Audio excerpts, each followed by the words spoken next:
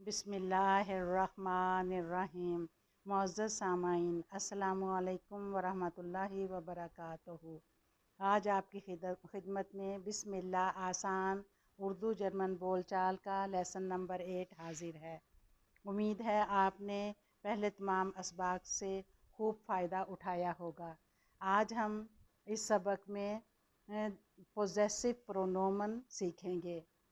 Possessive प्रोनोमन, possessive प्रोनोमन कहते हैं जिसमें मलकियत ज़ाहिर की जाए, यानी मेरा, तेरा, हमारा, उनका।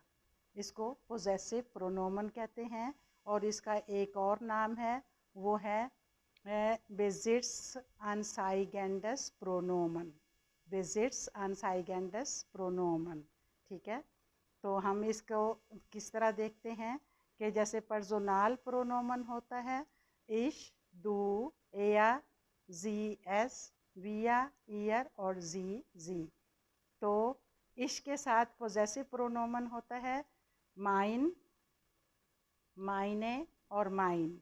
माइन मस्कुलिन के लिए और फेमिनिन यानी कि मोनस के लिए माइने और न्यूट्रल के लिए माइन होता है। और इसी तरह दू के लिए होता है डाइन, डाइने और डाइन। और एया के लिए होता है जाइन, जाइने, जाइन।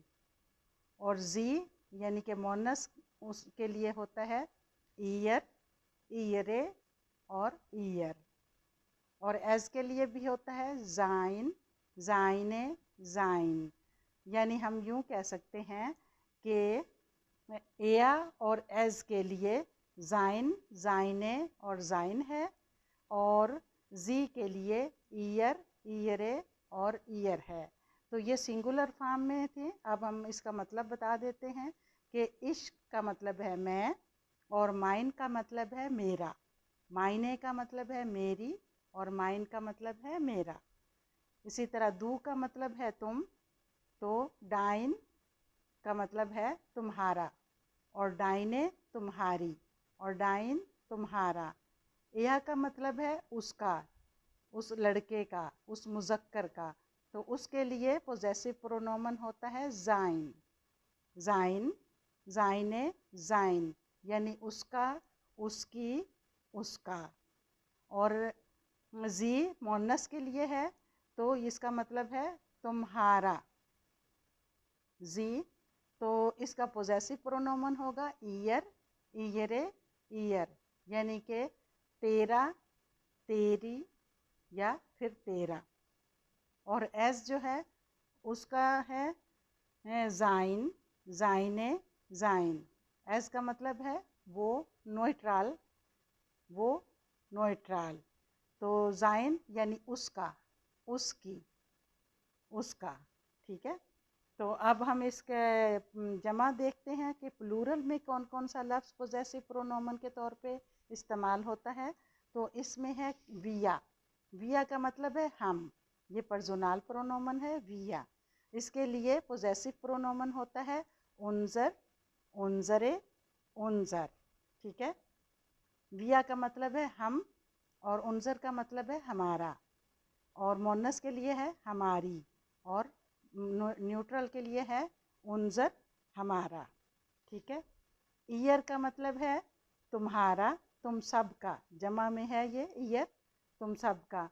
तो इसके लिए पोजेसिव प्रोनोमन है ओयरे, तुम सबका या तुम्हारा, और ओयरे तुम्हारी या तुम सबकी, और ओयर तुम सबका। और इसके बाद है जी। जी जो है ये प्लूरल के लिए इस्तेमाल होता है, यानी वो, थर्ड पर्सन के लिए। तो इसके लिए जो पोजेसिव प्रोनोमन है वो है ईयर, ईयरे और ईयर। जी के लिए भी जमा यानी कि मोनस जमा के लिए भी ईयर, ईयरे और ईयर इस्तेमाल होता है। और वाहिद मुज़क्कर गायब यानी कि जी मोनस के लिए भी ईयर, ईयरे और ईयर ही इस्तेमाल होता है। यानी तुम्हारा, तेरा, तेरी या तेरा। और जमा के लिए भी तुम्हारा, तुम्हारी या तुम्हारा। ठीक है, इस तरह ये सेम लफ्ज़ जो है दोनों में इस्तेमाल होता है। और उसके बाद है जी, कैपिटल जी के साथ जो होता है इसको höfliche Anrede कहते हैं। और यानी रिस्पेक्ट के तौर पे जो लफ्ज़ हम इस्तेमाल करते हैं आप, उर्दू में हम कहते हैं आप, आपका, आपकी, आपका। तो इसके लिए भी ईयर, ईयरे और ईयर ही इस्तेमाल होता है, लेकिन फ़र्क सिर्फ इतना है कि इसको हम कैपिटल ई से लिखते हैं। डॉइच में आई को कैपिटल ई कहते हैं, तो ये कैपिटल ई से लिखा जाता है। इस वजह से इसको हम पहचान लेते हैं कि ये höfliche Anrede है, ये रिस्पेक्ट के तौर पर इस्तेमाल हुआ है और ये कैपिटल ई से होता है। अब हम इसके जुमले देखते हैं कि जुमलों में हम इसको कैसे इस्तेमाल कर सकते हैं। जैसे कि sind das deine Schlüssel, क्या ये आपकी चाबियां हैं। ये जुमला जो है ये प्लूरल का जुमला है, इसलिए इसमें sind इस्तेमाल हुआ है। और Schlüssel जो होता है, der Schlüssel होता है एक, और जमा जो होता है वो die Schlüssel होता है, और दी के लिए deine आया है। तो sind das deine Schlüssel, क्या ये आपकी चाबियां हैं। Nein, das sind nicht meine Schlüssel, नहीं ये मेरी चाबियां नहीं हैं। Ist das dein Buch, क्या ये तुम्हारी किताब है। Nein, das ist ihr Buch, ये उसकी किताब है। इसी तरह एक और हम मिसाल लेते हैं, Darf ich vorstellen, क्या मैं आपको तारुफ करवाऊँ। Das sind mein Vater, mein Mutter, mein Tochter, mein und mein Sohn। इसका मतलब है यह भी जमा का जुमला है, क्योंकि वो एक साथ तारुफ करवा रहा है कि ये मेरी फैमिली खड़ी है, इसमें मेरा वालिद, मेरी वालदा, मेरी बेटी और मेरा बेटा शामिल है। और अब सिंगुलर का एक जुमला ये है, und das ist mein Haus, और ये मेरा घर है। अब das ist के साथ आया है तो इसका मतलब है ये वाहिद है, और वाहिद के लिए क्योंकि वो मुज़क्कर है तो इसके लिए das हाउस जो है ये न्यूट्रल है, न्यूट्रल के साथ माइन का लफ्ज़ होता है कि ये मेरा घर है।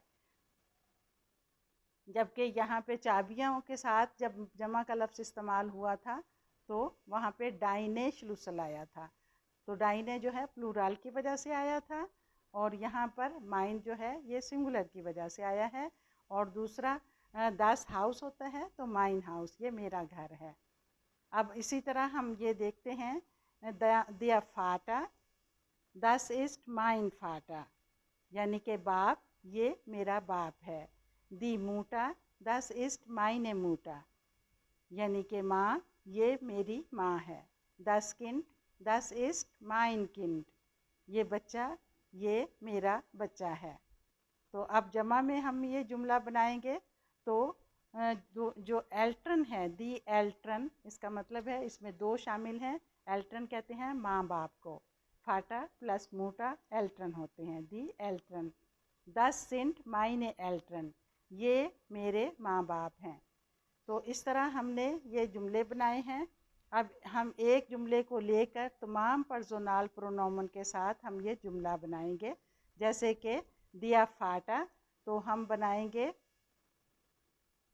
ए दस ईस्ट माइन फाटा, ठीक है, ये इश के साथ जुमला बन गया है, दस ईस्ट माइन फाटा। अब हम दू के साथ बनाएंगे तो दस ईस्ट डाइन फाटा, ये तुम्हारा बाप है। अब हम एया के साथ जुमला बनाएंगे तो ये बनेगा दस ईस्ट जाइन फाटा, ये उसका बाप है। जी के साथ जुमला बनाएंगे तो दस ईस्ट ईयर फाटा, ये उस लड़की का बाप है।